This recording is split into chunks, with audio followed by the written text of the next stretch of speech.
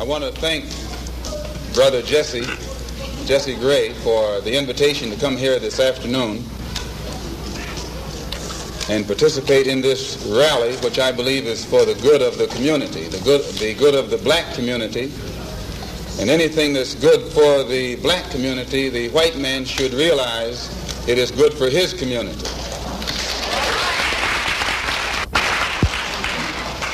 Jesse Gray is one of the key persons in the Harlem area, primarily because he's dealing with one of the key problems, the problem of housing. It doesn't make any difference what else you have. If you don't have some place to rest your head, you're in bad shape. Here in Harlem, the reason we say that housing is such a key problem, when you live in a poor neighborhood, you're living in an area where you have to have poor schools. When you have poor schools, you have poor teachers. When you have poor teachers, you get a poor education. And when you get a poor education, you are destined to be a poor man and a poor woman the rest of your life. Poor education, you can only work on a poor-paying job. And that poor-paying job enables you to live again in a poor neighborhood. So it's a very vicious cycle.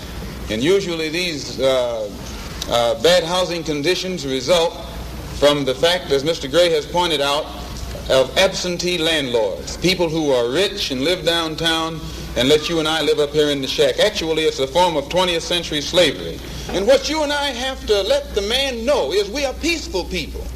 We are loving people. We love everybody who loves us. But we don't love anybody who doesn't love us.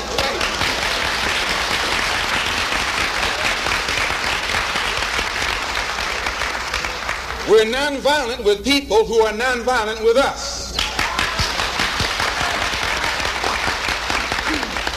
But we are not nonviolent with anyone who is violent with us.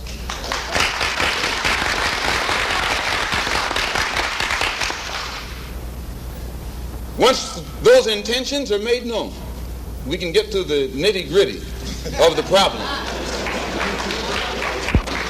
We can get to the core of the problem. We can get to the root of the problem. And then we can correct the problem.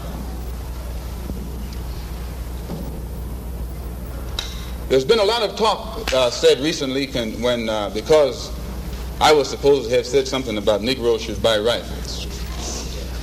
White people have been buying rifles all their lives.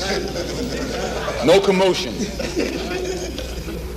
I see an editorial right here in a paper they call the Journal American.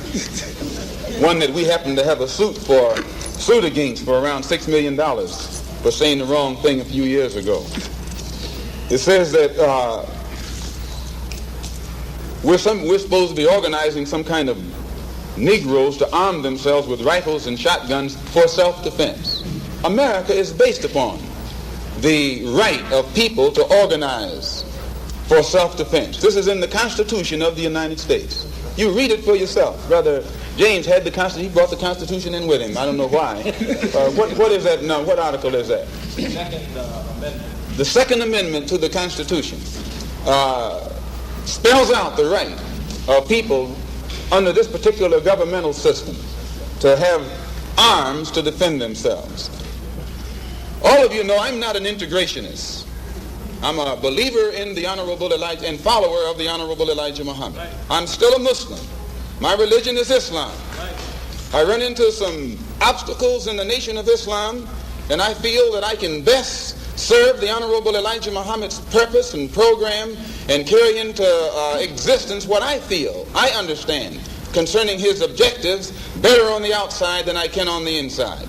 And now that I have the independence of action, it's my intention to work with everybody or against everybody, whatever the case may be, to try and get some kind of immediate solution to the problems that are confronting our people. I still believe the best thing for us to do is go back home to Africa. But while we're getting ready to go back, we've got to eat now, we've got to sleep now, we have to have some clothes now, our children have to go to school, and we need some place to work.